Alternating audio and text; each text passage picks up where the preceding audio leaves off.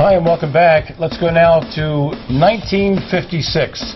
A few years ago, the 31st edition of the Hambletonian. It was contested at Goshen in New York, and the favorite that day was a filly named Egyptian Princess. But there was a surprise to happen. Let's watch. Good Time Park and the 31st running of the Hambletonian. Classic of harness racing brings a crowd of 15,000 to the small upstate town of Goshen to see a field of 20 trotting stars go for the $100,000 stake. Behind the mobile barrier, they're off with a surprise finish in store in the final heat. Egyptian Princess is an odds-on favorite, but having cast a shoe in the first heat, she is now running under a handicap.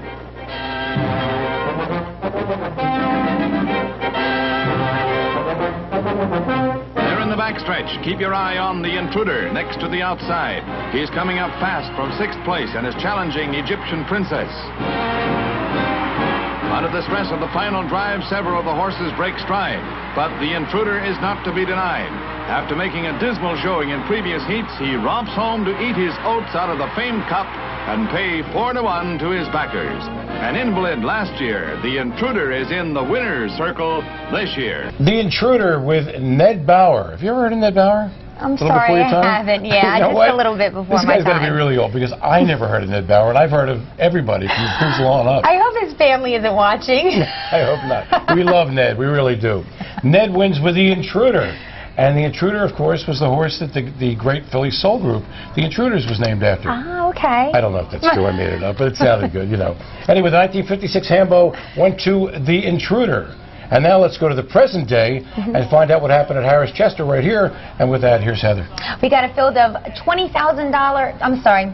We have a field of $25,000 claimers. When you get to 20,000, 25,000, you know, it's all the same to me. But we'll go window shopping here with the Red and Pan Lines. Just picked up a victory last week. Then you've got Basso Hanover, who's the favorite here. He won the $25,000 claimers last time he was in this event. And Spirited Scoot racing his last 3 starts for a new trainer, Randy Giglio. I'm just a Giglio. I knew you were going to do that. Everywhere I go. The long shot kid, Corey Callahan, strikes again. This time with a 53-1 shot. Actually, the longest shot on the board was Spirited Scoot. Right. And they went in 153-2. Now, the favorite, Basso Hanover, he was first up, and then, I'm not sure, just kind of faltered and backs through the field. When you have a favorite that does that, it just leaves the race wide open. Yeah, and it was interesting because in Spirited Scoot's last race, he was 7-1 from the rail and didn't race that bad. He actually closed a little bit. And I think he was a giant overlay, 53-1. No, I didn't have him.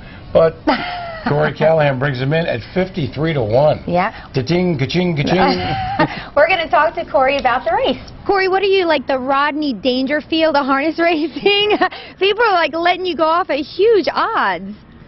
Yeah, that's true. I mean, you know, up here, people really don't look that much at the horses and the form. They just kind of bet drivers. I mean, you know, like I said, Timmy's normally 3, 4 to 5 in every race, and I thought my horse factored. I mean, the last 2 times I drove him, he set a lifetime mark, you know, and got beat a length the time before that. So I haven't driven him for a few starts, and I don't know, I just shook him up a little bit and got a good trip, and it worked out.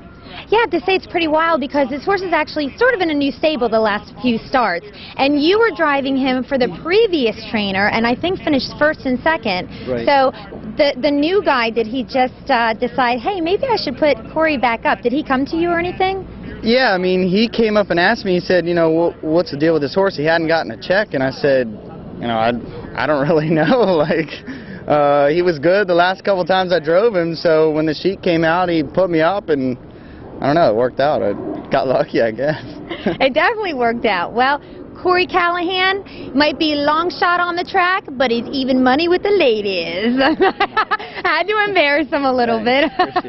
Okay, when we come back, we're going to go to the Red Mile once again, and around the oval, we'll see the big race-off, and also some beach somehow, somewhere, some and artificial will be in action as well. Stay with us. Rob is the rabbit's foot because everyone feels a little luckier when he's around. And that's why he's a part of your group. Everyone plays a part at Harrah's. Only 10 minutes south of the Philadelphia airport.